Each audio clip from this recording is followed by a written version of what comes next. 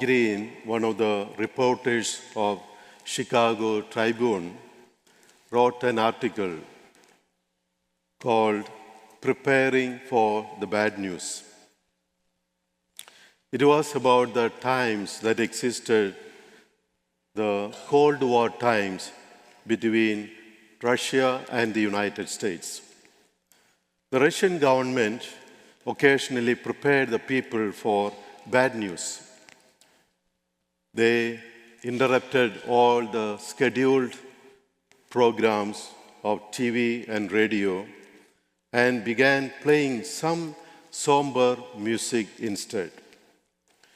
The purpose of playing this music was to prepare the people for some psychologically and spiritually attitude for unpleasant announcement, like the death of their national leader.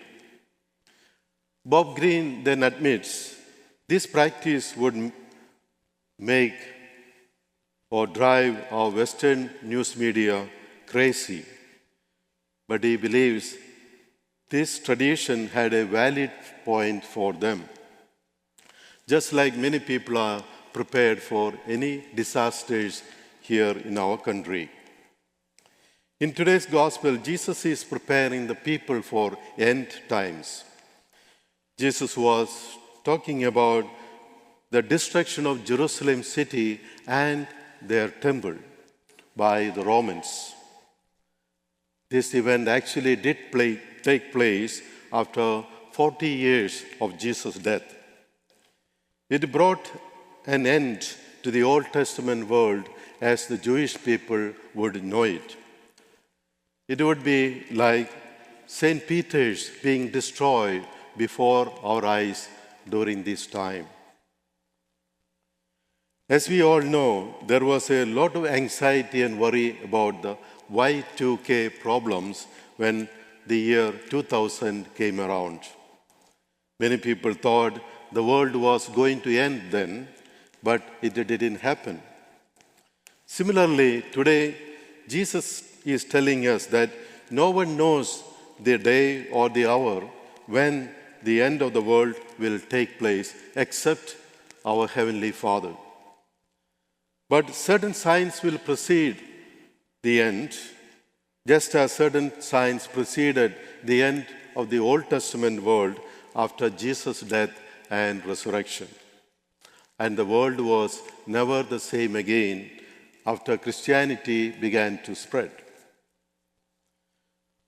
These days, our modern scientists, especially the astrophysicists, tell us that if the universe keeps expanding into the outer space as it is now, it will eventually become so cold that life on Earth would be impossible. If, on the other hand, our universe loses its momentum of its expansion into the space, then it would contract into what is called the Big Crunch. And there will come a point when the heat burns up everything. Thus, the end of our universe is clear. It will take place either by fire or by ice.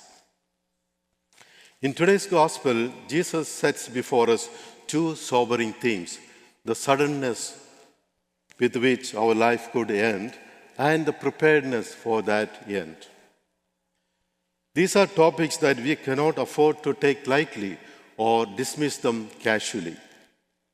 These are the areas that have a potential to change our life, just like the near-death experience have changed the course of life for many people.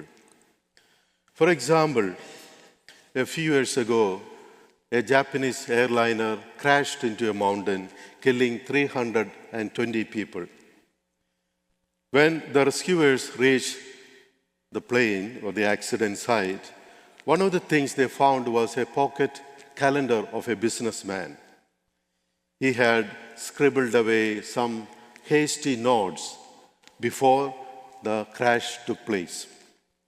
One of the notes said, "We are not going to make it." The second one, addressed to his children, said, "Be good, work hard, and help your mother." These are some of the notes of a man caught off guard. Nothing prepared him for that last moment. None of us knows when the end of our life or the world will come. That is the message of today's readings that we cannot afford to ignore because our eternity depends on this preparedness. The famous Greek philosopher Aristotle once said, "It is the end that motivates our present actions." Therefore, dear friends, we should not get so caught up with this worldly or earthly life here that we lose sight of the eternal life that is to come. The uncertainty of the timing of Christ's return is a call for us to remain vigilant, not with fear, but with the hopeful expectation. Hence, we should always be prepared for that moment. It will come at a time we expect it least. It will come suddenly, giving us little or no time to prepare. And so, we must now await the fulfillment of God's salvation plan for the entire humanity and remain rooted in our faith. I like to end with an old caption that speaks to this reality. It says, "Life is not a problem to be solved, but a mystery to be lived."